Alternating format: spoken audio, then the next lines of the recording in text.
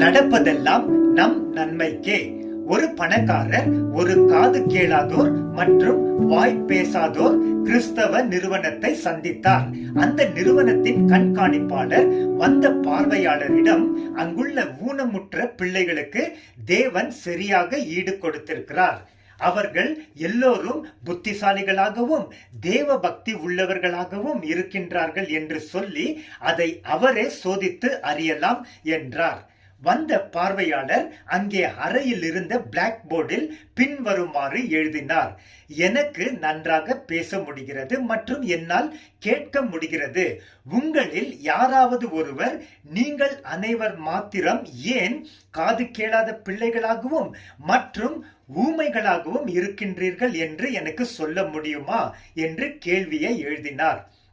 நிறுவனத்தின் கண்காணிப்பாளர், விருப்பப்படும் யாராவது ஒரு பிள்ளை ஏற்ற பதில் எழுதலாம் என்று சைகையினால் தெரிவித்தார். ஒரு சிறுவன் பிளாக் போர்ட் அருகில் சென்று பின்வரும் ஏற்ற உண்மையான பதிலை எழுதினான்: ஆம் பிதாவே, இப்படி செய்வது உம்முடைய உயர்ந்த உள்ளத்திற்கு பிரியமாக இருந்தது. மத்தேயு 11:26.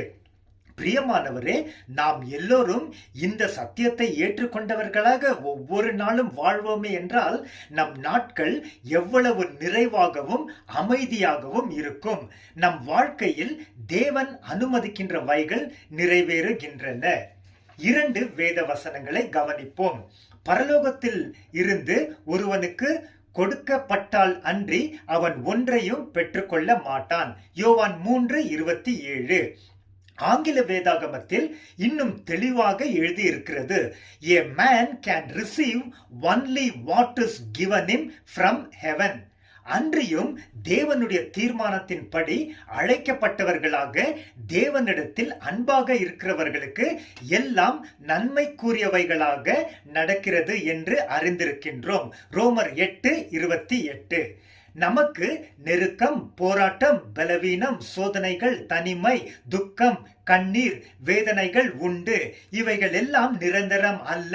பரலோகம் நாம் சென்று தேவனுடன் நித்தியத்திற்கு மகிழ்ச்சியுடன் வாழ இருக்கும் நித்திய வாழ்வு தான் நமக்கு நிரந்தரம்.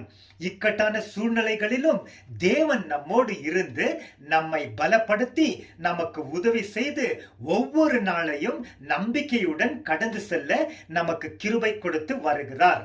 தேவன் நம்மை விட்டு விலகுவதும் இல்லை, நம்மை கைவிடுவதும் இல்லை.